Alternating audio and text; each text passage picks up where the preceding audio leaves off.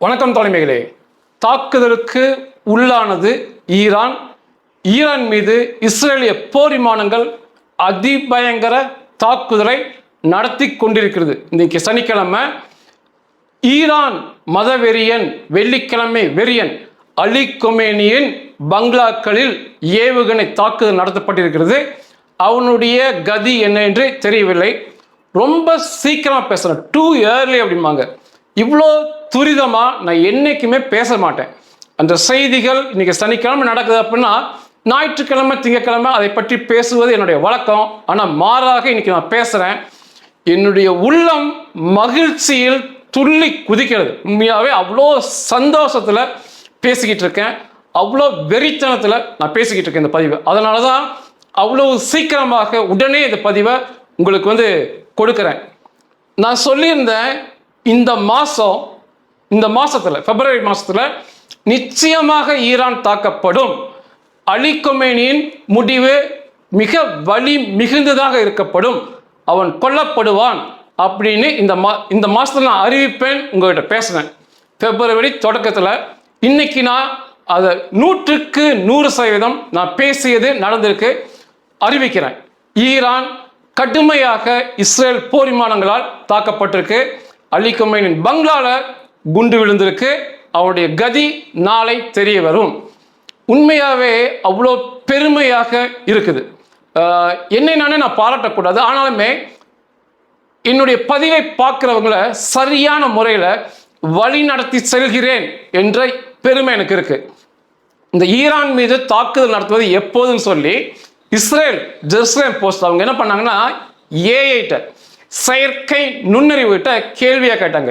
செயற்கை நுண்ணறிவு ஈரான் மீது எப்பொழுது தாக்குதல் நடத்தப்படும்? செயற்கை நுண்ணறிவு 5 செயற்கை நுண்ணறிவுகள் என்ன பதில் சொன்னாங்கன்னா, மார்ச் 3, மார்ச் 5, மார்ச் 18 என்ற தேதி அவங்க சொல்லியிருந்தாங்க. செயற்கை நுண்ணறிவு சொல்லியிருந்தது. நான் ஒருத்தன் மட்டும்தான் இஸ்ரேலிய செய்தி நிறுவனங்கள் கூட இந்த மாதம் இருக்குன்னு சொல்ல, நான் ஒருத்தன் தான் சொன்னேன். ஒரு மாதத்துக்கு முன்னால் துல்லியமாக நிறைவேறி இருக்கு. உங்களை சரியாக வழிநடத்துகிறேன் என்ற சந்தோஷம் எனக்கு. அதைவிட 87,000 அப்பாவி மக்கள், பெண்கள், சிறுவர்கள், சிறுமிகள், குழந்தைகள், முதியவர்கள் அநியாயமாக 2 நாளில் கொல்லப்பட்டாங்க. அந்த மத வெறியன் மற்றும் அவன் மதவெறி கும்பலால் ஒருத்தங்க கூட இங்கே வாய் திறக்கல. அதாவது காசால வருஷங்கள் தாக்குதல் நடத்தி கொல்லப்பட்டப்ப மொத்தமாக கத்துனானுங்க. இங்க 2 நாளில் கொண்டிருக்காங்க, ஒருத்தன் வாய் திறக்கல. அதற்கான பழிக்கு பழி நடந்து கொண்டிருக்கு. மிகுந்த மகிழ்ச்சியாக இருக்கேன்.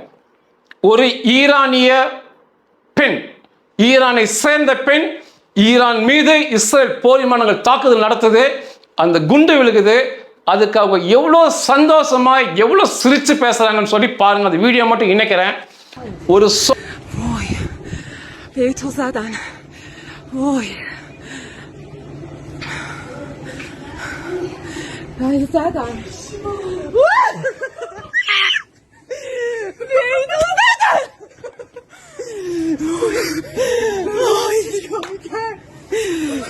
சொந்த நாடு தாக்குதலுக்குள்ளாவதை ஒரு பிரஜை சிரித்து வரவேற்பார் என்றால் எவ்வளோ ஒரு மன அழுத்தம் அவர்கள் மீது எந்த அளவுக்கு ராஜகங்கள் கட்டவிழ்த்து விடப்பட்டிருக்குன்னு சொல்லி புரிஞ்சுக்குங்க. தாக்குதல் பற்றி விரிவாக இரவு அல்லது நாளைக்கு பேசுறேன்.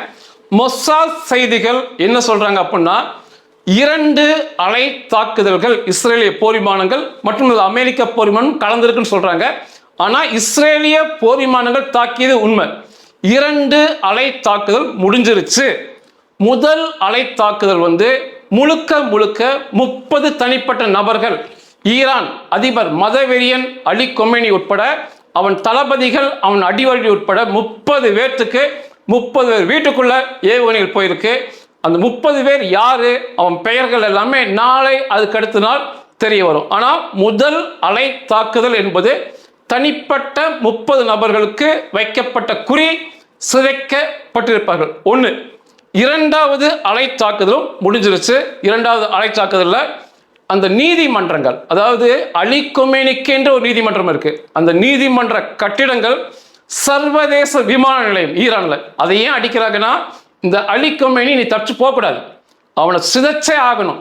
அந்த சர்வதேச விமான நிலையம், அரசு கட்டிடங்கள், இந்த ஈரான் அலி கொமேனியின் இராணுவமான IRGCம்பாங்க, அதனுடைய தலைமையகம் மற்ற கட்டணங்களை அழிச்சு முடிச்சுட்டாங்க. இது 2வது அலையும் முடிச்சு 3வது அலை இப்போ நான் பேசிக்கிட்டு இருக்கேன். இப்பொழுது அடுத்து 1 மணி நேரத்தில் நடக்கலாம். 3வது அலை என்பது இஸ்பஹான் மற்றும் தப்ரீஸ், காம் ஹெர்மன்ஸ் மற்றும் கராஜ், இது எல்லாமே ஏவுகணைகள், அணு கட்டமைப்புகள் இருக்கும் இடங்கள். இது எல்லாம் இந்த 3வது அலையில் அழைக்க போறாங்க. தொடர்ச்சியாக தாக்குதல்கள் இஸ்ரேல் மற்றும் அமெரிக்காவால் நடத்தப்படும்.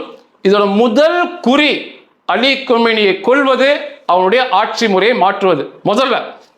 2வது அவனுடைய அடிவருடி.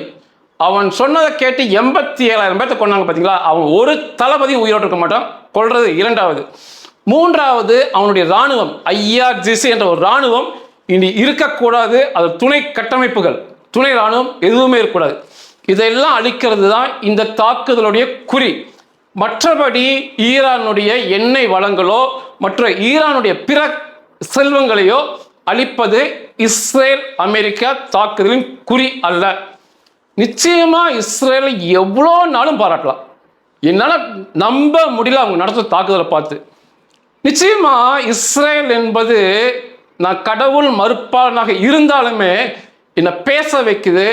நிச்சயமாக கடவுளின் துணை இஸ்ரேலுடன் இருக்கு. அதனால தான் இவ்வளோ பெரிய நாடுகளை சர்வ சாதாரணமாக அடிச்சு ஒண்ணுமே நாம் பண்றாங்க, அனைத்தையும் கொள்றாங்க. அவர்களால் 100 நாடுகள் இருந்தும் 200 கோடி மக்கள், இஸ்லாமிய அரபிய மக்கள் இருந்தும் திருப்ப ஒண்ணுமே அந்த குட்டி பையன் இஸ்ரேல்கிட்ட பண்ண முடிய மாட்டேங்குது. கொமேனி மற்றும் அவருடைய மகன், அவன் குடும்பத்தோட கதி எல்லாமே நாளை தெரிய வரும். முதல் அலை தாக்குதலில் சென்ற ஏவுகணையில் முதல் ஏவுகணை அவனுடைய இருக்கும் இடத்துக்கு போயிருக்குன்னு சொல்றாங்க. அவனுடைய கதி விதி நாளைக்கு தெரிய வரும். நிச்சயமாக இந்த தாக்குதலை நான் மனசார வரவேற்கிறேன். ஒரு பெண் முக்காடு போடல அப்படிங்கிறதுக்காக ஈரான்ல கபாலம் பிளக்க அடிக்கப்பட்டு கொல்லப்பட்டார். அதிக மரண தண்டனை தருவது, அந்த ஈரான் மதவெறியினை எதிர்த்து பேசினாலே மரண தண்டனை அதிகமாக தருவது ஈரான். 2 நாள்ல 87,000 பொதுமக்களை கொள்றாங்க. அதாவது ஒரு ஆட்சி சரியில்லைன்னு மக்கள் போராடுறாங்க, பொருளாதாரம் சரியில்லைன்னு போறான்னா அதை கவனத்தில் எடுத்துக்கொள்ளணுமே தவிர, துப்பாக்கிகள் இருக்கு, இயந்திர துப்பாக்கி இருக்கு, ரவுடிகள் எங்கிட்ட இருக்காங்கன்னு சொல்லி 87,000 பேர் கொள்றது ஏற்றுக்கொள்ள முடியாத செயல். எத்தனை பேர் இங்கிருந்து ஃபயர் விட்டானுங்க. ஈரானை ஒன்றும் பண்ண முடியாது, ஈரானை தாக்க முடியாது. ஈரான் அல்ல, அவன் அப்பா அவன் தாத்தனை எல்லாத்தையும் சேர்த்து பார்ப்போம். மக்களை, பொதுமக்களை யார் கொள்றாங்களோ பூஜ்ஜிய சகிப்புத்தன்மை தான். எனக்கெல்லாம் அவ்வளோ வெறி இருக்கு, எனக்குள்ளெல்லாம் அவ்வளோ வெறி இருக்கு. இன்னைக்கு வரைக்கும் இந்த பயங்கரவாத பதர்கள், என் தலைவர் கொல்லப்பட்டதை, என் மக்கள் கொல்லப்பட்டதை இன்னைக்கு வரைக்கும் நீங்க அது பெருமையா பேசிக்கிட்டு இருக்கீங்க வலைதளத்தில். ஒருத்தனையும் விட போறதில்லை. ஈரான் அடுத்து துருக்கி, அடுத்து பாகிஸ்தான், அடுத்து ஹவுதி, ஒரே ஒருத்தன் இந்த பயங்கரவாத 14 ஒருத்தனுமே இருக்க மாட்டான். இன்னைக்கு வரைக்கும் நீங்க எங்க தலைவரை கொல்லப்பட்டது இப்போ வரைக்கும் நீ விமர்சனம் பார்த்துக்கிட்டே தான் இருக்க. மனசுல அவ்வளோ வெறி இருக்கு. சொன்னது நடக்கும்.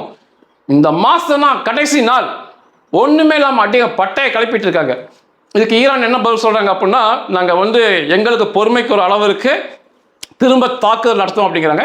நிச்சயமாக ஈரானிலிருந்து ஏவுகணைகள் இஸ்ரேலை நோக்கி செல்லும். அப்படி ஒரு முட்டாள்தனமான வேலையை மட்டும் அவனுக்கு செஞ்சுட்டாங்கன்னா மிகப்பெரிய தாக்குதல் நடக்கும். இந்த போர் 1 வாரம் அல்லது 2 வாரத்துக்குள்ள முடிச்சிருவாங்க. நிச்சயமா அலி கொமேனியை கொன்றுவானுங்க. இந்த பயங்கரவாத பதர்கள் ஃபயர் விடுறவன் எல்லாமே நீ சேவ் அலி கொமேனி, சேவ் ஈரான் சொல்லி இவனுக்கு இனி வலைதளத்தில் பாடணும். எதுவும் பிரயோஜனம் இல்லை. அவன் கொன்றுவாங்க, அவன் இராணுவத்தை அழிச்சிருவாங்க, அவனுடைய ஆட்சி முறை நிச்சயம் மாத்திடுவாங்க. ஒரு நல்ல மக்களாட்சி, மக்களின் குரலை கேட்கும் மதிக்கும் ஆட்சி, மதவெறியற்ற ஆட்சி ஈரானில் இனி மலரும். தாக்குதல் நடத்திய இடங்கள் மற்றும் கொல்லப்பட்ட நபர்களின் பெயர்கள் மற்ற அனைத்து புகைப்பட வீடியோவோட அடுத்து கொஞ்சம் ஒரு சில மணி நேரத்தில் சந்திக்கிறேன். இந்த பதிவு என் கூற்று 100% உண்மையானது, உங்களை சரியாக வழிநடத்துகிறேன் என்பதற்காகவும், என் மனசு அவ்வளோ அப்படியே துள்ளி குதிக்குது. அப்பாவி மக்களை கொன்னவங்க, என்னுடைய தமிழ் அப்பாவி மக்களை கொன்னதை, என் தலைவரை கொன்னதை இன்னைக்கு வரைக்கும் பாராட்டி புகழ்ந்து சிரிச்சிட்டு இருக்கீங்க. பதிலடி நிச்சயமா இருக்கும். இப்போவும் சொல்றேன், இந்த ஈரானோட நிக்க போறதில்ல. அடுத்து துருக்கிக்கு நிச்சயமா உண்டு, பாகிஸ்தானுக்கு நிச்சயமா உண்டு, இதை போல பயங்கரவாத காசாவுக்கு நிச்சயமா உண்டு. எவன் இந்த பொதுமக்களை கொண்டு சிரிச்சு மகிழ்ந்திருக்கானோ ஒரு நாட்டையும் விட போறதில்லை. நன்றிகள்.